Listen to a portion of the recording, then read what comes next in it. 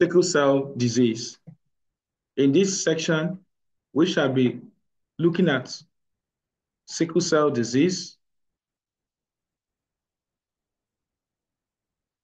What is sickle cell disease? Sickle cell disease is a term covering a number of different but similar conditions which affect hemoglobin. What is hemoglobin?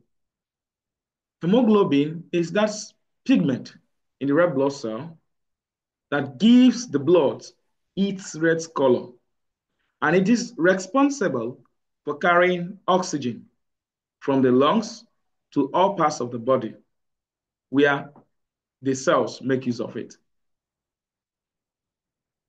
There are types of sickle cell diseases in our country. We have the sickle cell anemia. We have the sickle hemoglobin C disease. So these are the ones more common in our country.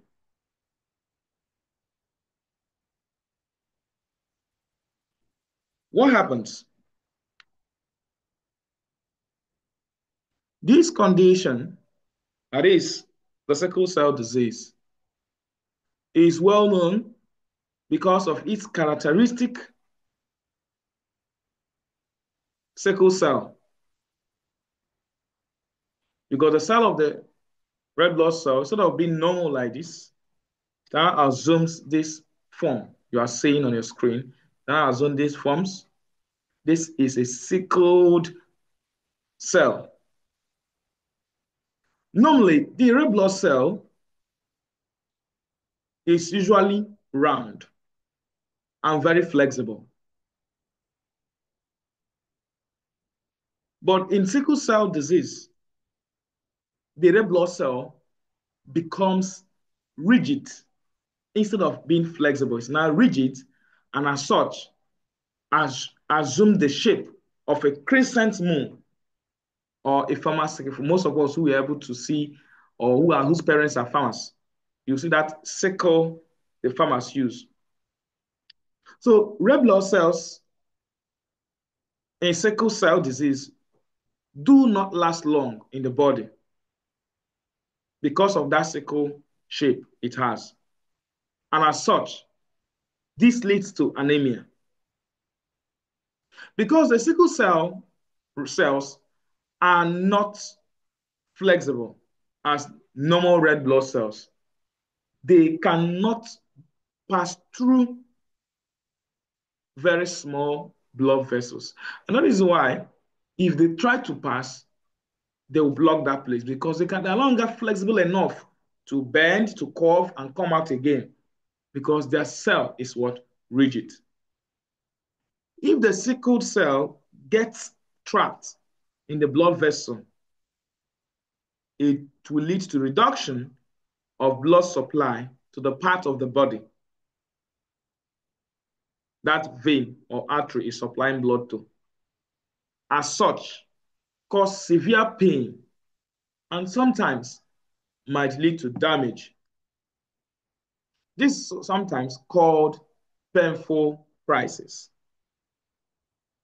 This crisis is often sudden and sometimes it could last for days, it could last for hours. Usually it does not cause any permanent damage. Types of sickle. We have the sickle cell anemia. We have the sickle hemoglobin C disease. We have the sickle beta thalassemia disease. We have the sickle hemoglobin with hereditary persistence of fetal hemoglobin. It's also another type. We also have the sickle hemoglobin E disease. So these are the types of sickle cell diseases.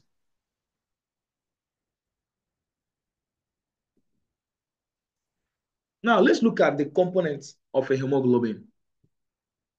Hemoglobin, which is the main substance in the red blood cell that does the work of carrying oxygen which is vital for every living organism that makes use of oxygen. The hemoglobin has two major components. There is the HEMA components. Look at the HEMA components here. These are the HEMA components. And the globin component. If you divide this, is the HEMA component. This is the HEMA component. These are the HEMA components. Then the globin component is this. The globin component, the globin component, and the globin component. The HEMA components, all these are the HEMA components.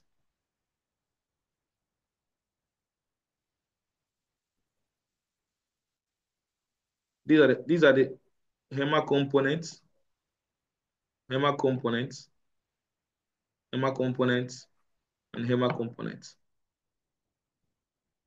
Whereas these are the globins, component of every hemoglobin. These are the globins, components of every what? Hemoglobin. So the union of this helps us to have a complete hemoglobin. So this is the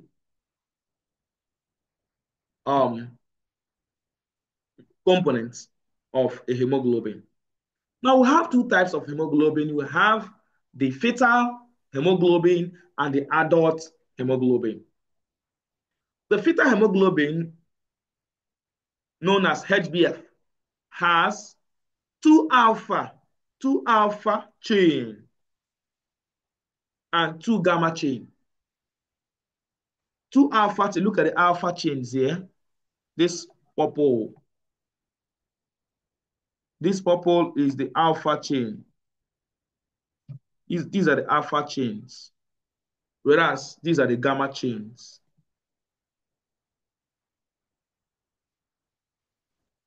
So that is the component of hemoglobin in the fetal life. It has two alpha chains and two globin chains. Then in adults, the adult has two alpha chains, as usual, and two beta chains. So that is to say we have that of the adult hemoglobin and the fetal hemoglobin. However, it's worthy of note that this fetal hemoglobin disappears after 6 months of life, although in some certain cases it might persist. So that is why, okay, before then, it's also worthy of note to know that sickle cell problem occurs at these beta chains of the globin. You know, this is the globin component, and this is the hemas. Hema. This is the globin component. In the globin component, we now have the alpha and the beta chains. This is a chain. So sickle cell problem occurs in this beta chain. That is why when a child below 6 months may not present signs and symptoms of sickle cell, even when the child have inherited the gene from the parents. Because at 6 months, what is still there is the fetal hemoglobin, which has the two alpha chains and two gamma chains. But when the child is above 6 months, the beta chains will not take up. The bone marrow begin to produce the adult hemoglobin. That is when you're likely going to see the first manifestation of the signs and symptoms of sickle cell disease.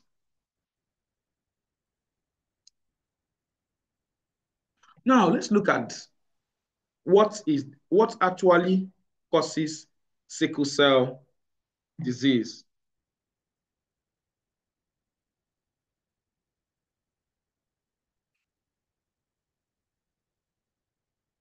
Sickle cell disease is primarily caused by specific mutation in the beta globin gene, which is part of the hemoglobin molecule, which we have discussed earlier now. Remember,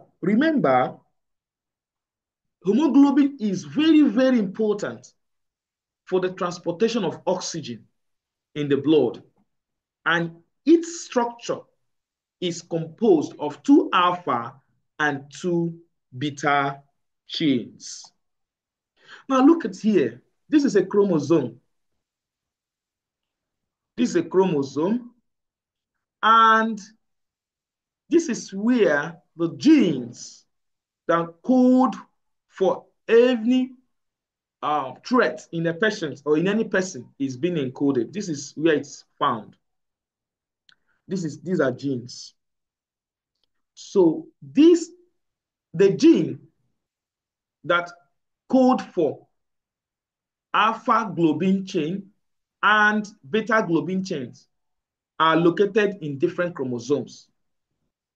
For that of the alpha globin gene, it is located in chromosome 16, while that of the beta globin gene is located in chromosome 11.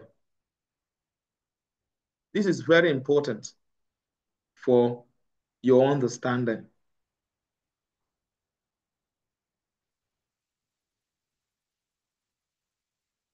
This is very, very important for your understanding.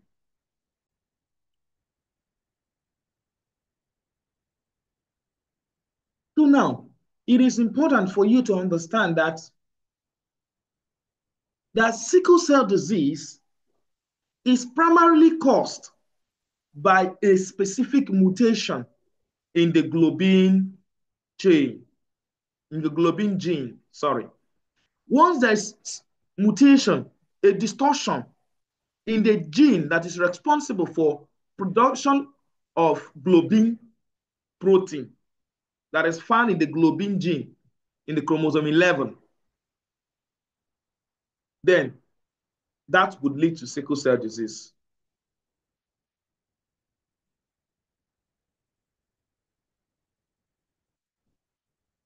Individuals with normal hemoglobin, their globin chain is composed of 146 amino acids. But however, the mutation or the distortion that causes sickle cell disease only involves just a single nucleotide substitution, that is, replacement of a particular nucleotide in this gene by another one. And once that happens, there will be alteration in the normal gene sequence in this particular chromosome. So we're going to look at this. First is what happens in the nucleotide substitution here. What really happens? Now, let's use this as an illustration.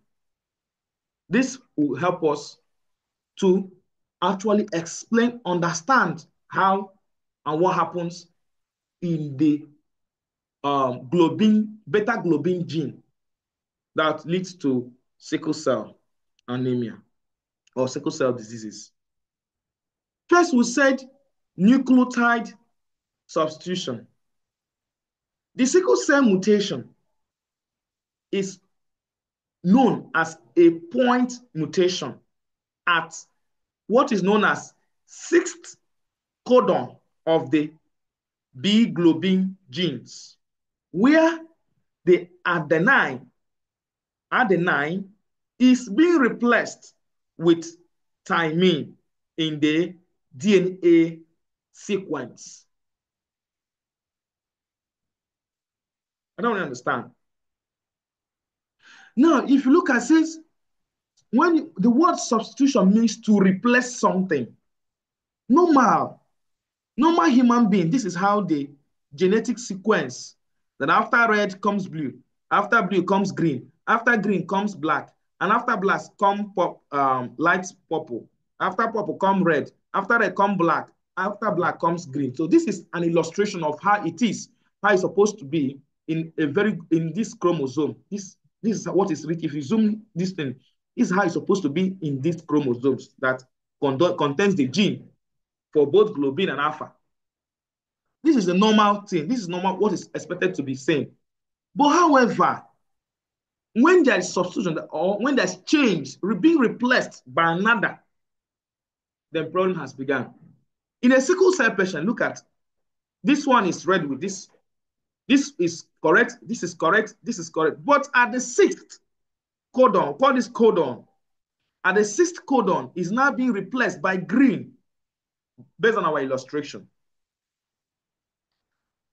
And this replacement occurs, this is supposed to be adenine. This is in the normal persons, this is adenine. Normal persons, this is adenine. And here, the adenine that's supposed to be here is now replaced with thymine. Therefore, it has altered the genetic sequence inside this chromosome. And this is because of what they inherited from their parents. This is what the person actually inherited. So there's alteration in the normal sequence. This is like where you want to produce a ball of mai. Normally, you're supposed to use beans all through. Then, when you add cassava into it, you will no longer get the exact mai. You get mai that has issue. That's exactly what this is. This can be explained.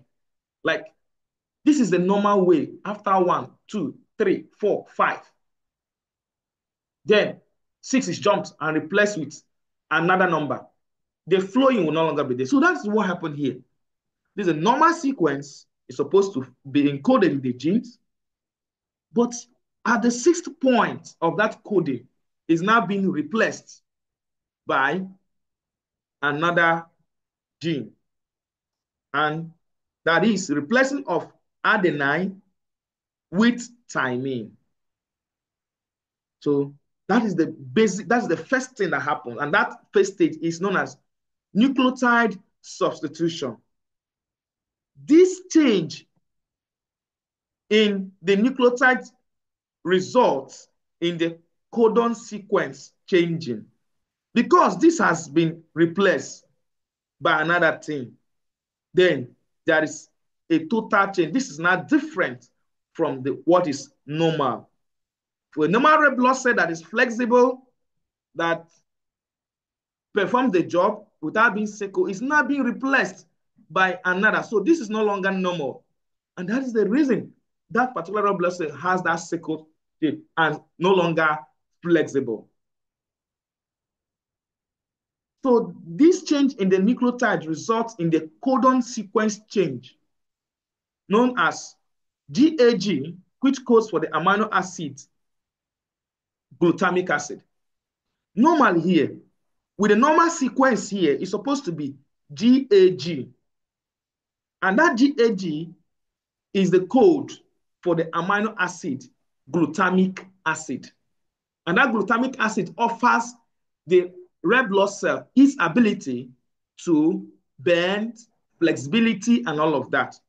But because it's now replaced by GTG, it's now being replaced by GTG, which is the code for valine. And no, both glutamic acid and valine are all amino acids that the body produces. That is, and you know, every part of the human body has these amino acids are the building blocks. But it is the gene that gives information of what type of amino acid that the body would produce for any specific type of tissue or substances in the body. So it is a written information on the gene. So, but in that particular gene, that particular chromosome, this is the normal information that's supposed to be there.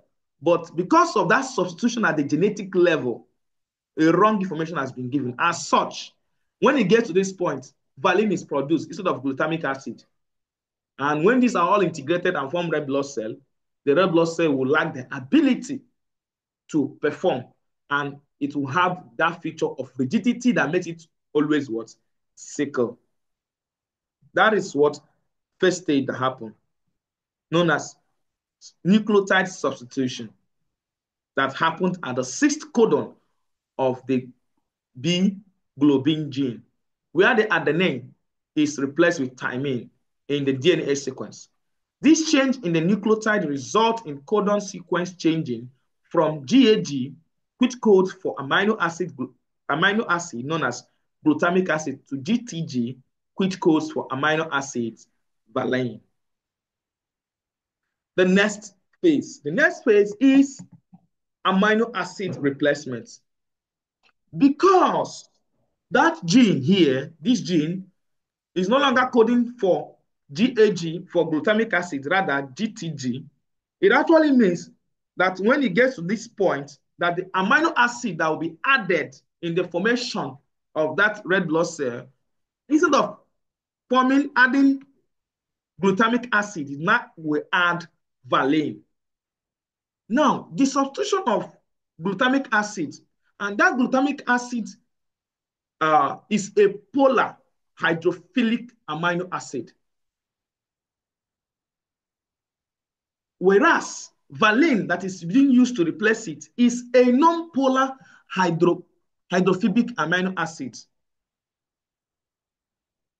So this amino acid replacement, based on the information already encoded on the gene, is the actual cause of the red blood cell forming this sickle shape.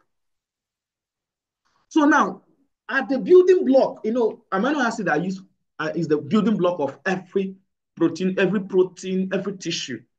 It has already received the wrong information and begin to build it based on that. Now, it will now lead to structural changes. Ideally, the red blood cell is supposed to be flexible, but because of the wrong information from the gene, and from the wrong information that was gotten from the gene, a wrong amino acid was replaced. What was not added and removed, and the actual one that was supposed to be added, that's the glutamic acid, is not being added because the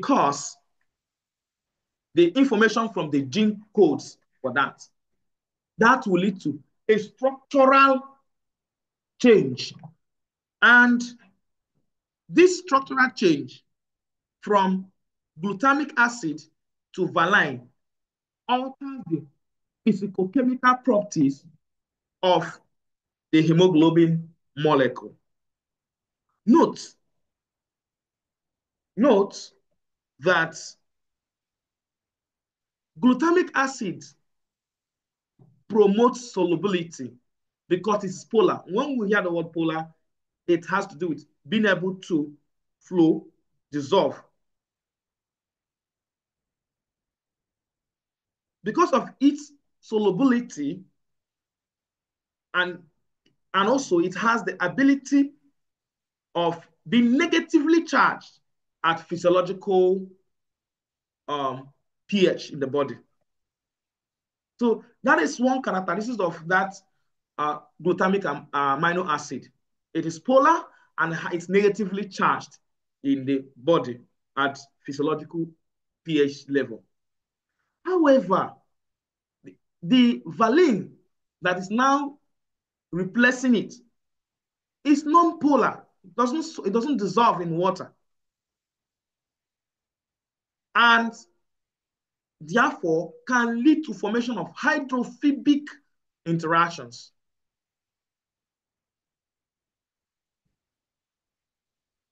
So these hydrophobic interactions is the actual root. So when the hemoglobin that is already been altered by the gene error and wrong insertion of the wrong amino acid, it will now lead to polymerization and precipitation.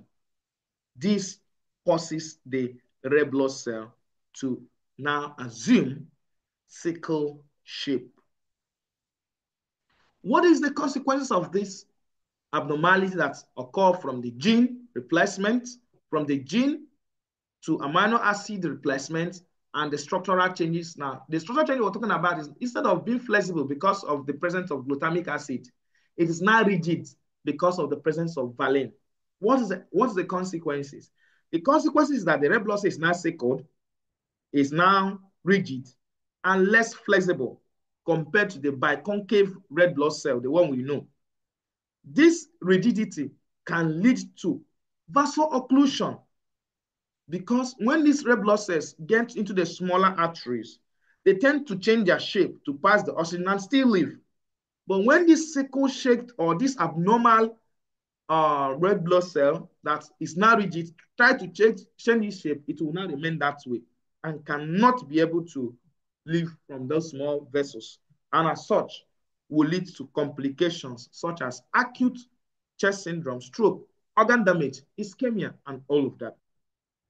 So that is what happens that leads to this condition. When does sickle cell disease occur in a child? We said it at the beginning of the lecture that during the initial months of infancy, the neonat may not exhibit clinical manifestation of sickle cell disease due to the predominance of fetal hemoglobin. At neonatal period, in fact, the hemoglobin the baby has is about 90%. In fact, 90% of the hemoglobin is fetal hemoglobin. And that fetal hemoglobin has 2 alpha chain and 2 gamma chain. So the baby might not, even if the baby might have inherited in the genes, in the chromosome, the baby might not present it. But however, as the baby begins to grow and grow and grow, this fetal hemoglobin is being replaced by adult hemoglobin.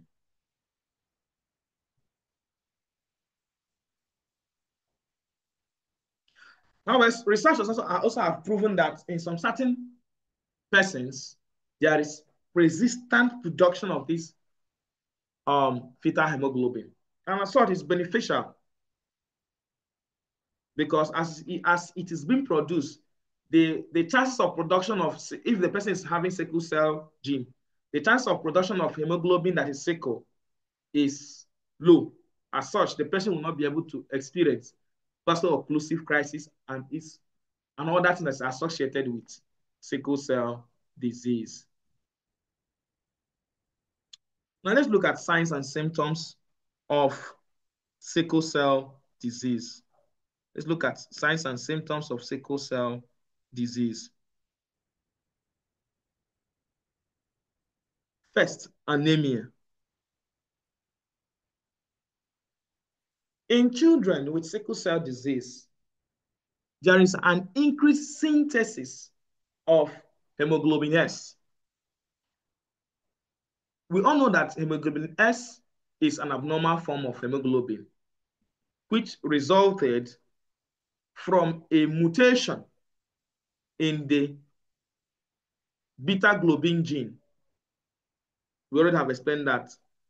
And therefore, the polymerization of this hemoglobin S under low oxygen tension causes the red blood cells to become rigid, sickle shaped, and less flexible compared to those containing the normal hemoglobin.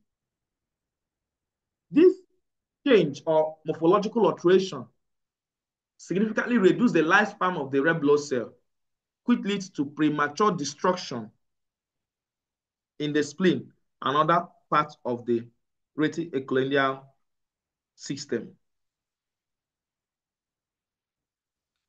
Recall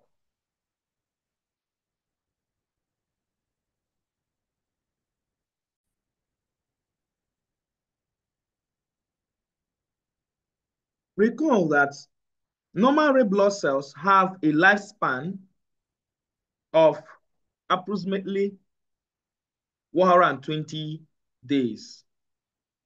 However, these sickle cells only live for or even less than 20 days due to the hemolysis. Because once the body notices that they are not having that sickle cell, the body begins to see them as abnormal and will go for their destruction. So this increase in hemolysis results in continued state of red blood cell destruction.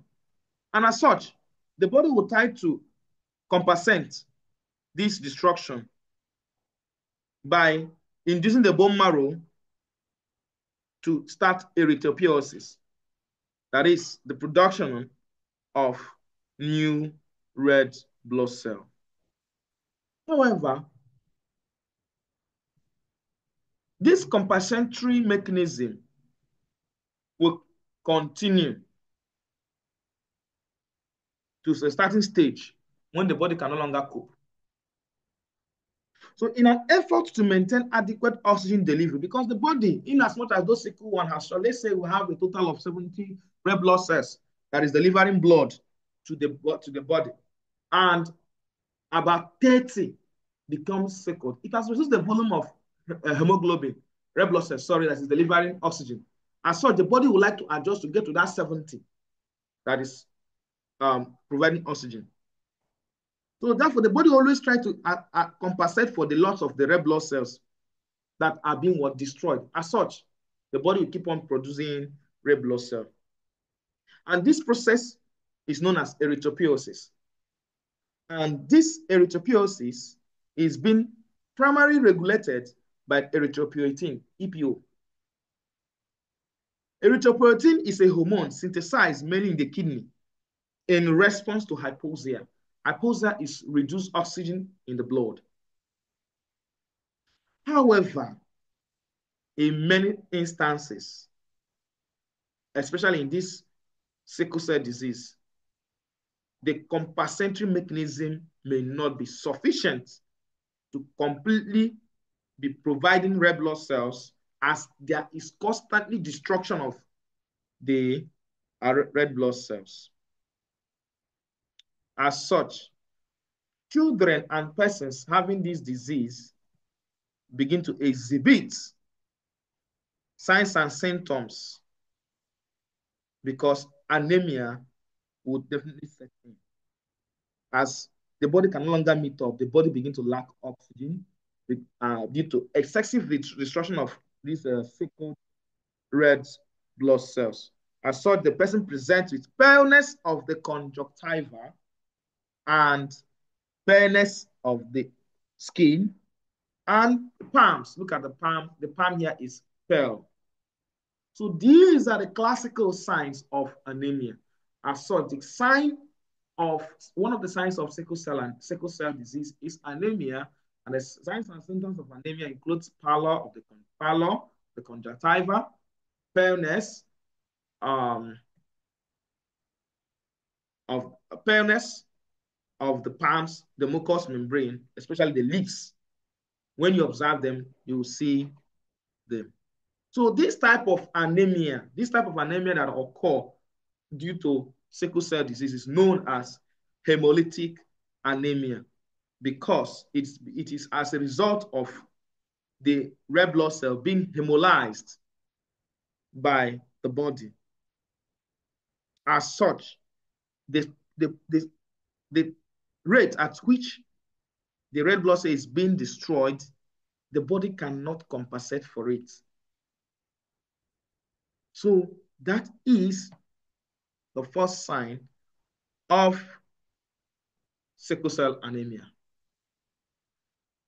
The next sign of sickle cell anemia is jaundice. Jaundice is clinically known as icterus. Look at this eye here. That the jaundice is a jaundiced eye. It's known as icterus, which is a condition characterized by accumulation of bilirubin in the bloodstream. And bilirubin is the byproduct of red blood cell destruction. Once a red blood cell is being destroyed, the globin part of the hemoglobin is converted. The hema part is also converted. We are going to see that. So bilirubin in the jaundice is as a result of bilirubin in the bloodstream. And this presence of bilirubin in the bloodstream leads to yellow discoloration of the skin and mucus. We talk about central yellowness and peripheral yellowness. That's and the yellowness of the eyes. But what really happens? We're going to understand how this happened. Remember, we said that the life cycle of red blood cell is approximately 120 days, after which it will be destroyed due to it has aged. Therefore, the breakdown of these old or aged erythrocytes is normally around 120 or plus some days. And this is being done by the reticuloendothelial system or reticuloendothelial system. And the major organ in this reticuloendothelial system is the spleen and the liver. They are the one that destroy the red blood cell. So that destruction of the red blood cell leads to catabolism of hemoglobin. And this hemoglobin, we already know, is a protein that is inside the red blood cell, which carries oxygen. As such, the destruction leads to release of hema. And the hema is subsequently converted into biliverdin, which is then reduced to unconjugated bilirubin, also known as indirect bilirubin.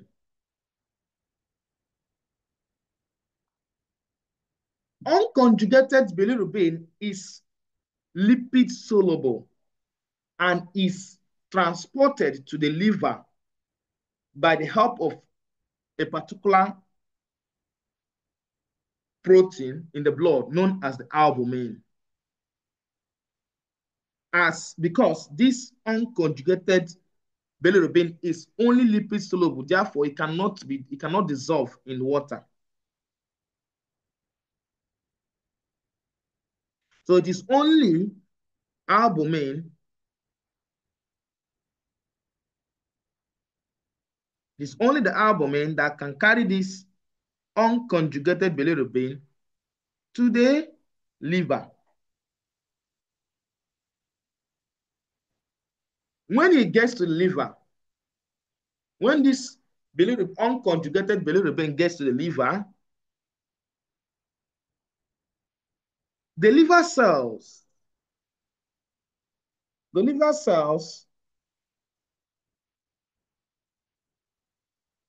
known as hepatocytes, will now work on that unconjugated bilirubin through processes of biochemical process, which involves the addition of glucuronoric acid through an enzyme known as UDP gluconosinterferase enzyme, which now converts that lipid-soluble unconjugated bilirubin into water-soluble conjugated bilirubin, now also known as direct bilirubin. The conjugated bilirubin is then excreted into the bile and subsequently sent into the intestinal tract. In the intestine, this bilirubin can be further processed by bacteria found in the large intestine into urobilinogen, which can then be excreted in feces or reabsorbed into the bloodstream and being removed through the kidney. So to explain all of this, when red blood cell, this is an old red blood cell, is being destroyed, the hema part is now converted to biliverdin. And this biliverdin is not water soluble. It's not what? Water soluble. As such, it's known as indirect bilirubin. Indirect what? Bilirubin. So this is the unconjugated bilirubin. Now, this unconjugated bilirubin is now in the circulation. As it is in the circulation, the amino acid or a protein known as the albumin. The albumin carries this unconjugated bilirubin to the liver. When this unconjugated bilirubin gets to the liver, look at it, and when it gets to the liver through its enzyme, UDP gluconeosintransferase enzyme, adds gluconoric acid to it. When it adds gluconoric acid to it, it will now convert it from being non-water soluble or just from fat soluble to water soluble. As such, it is now known as direct bilirubin. The conjugated bilirubin, which is now water soluble, is then excreted from the liver into the bile. Look at the bile here. And from the bile, from this bile,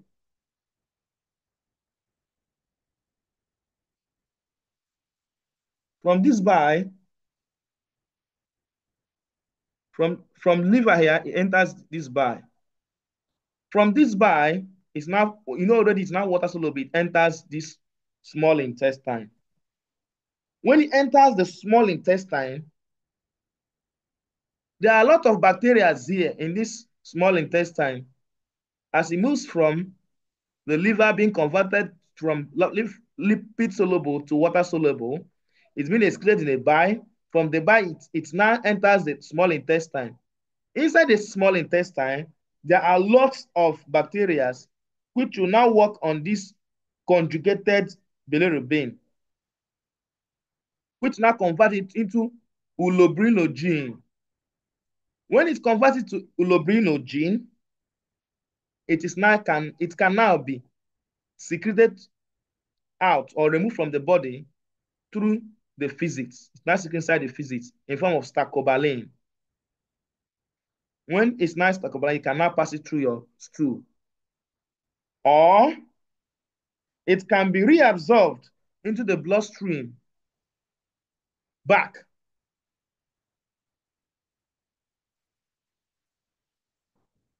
And from there, it can be secreted through the kidney. So this is what happens. This is what happens in the body. So that will lead to jaundice.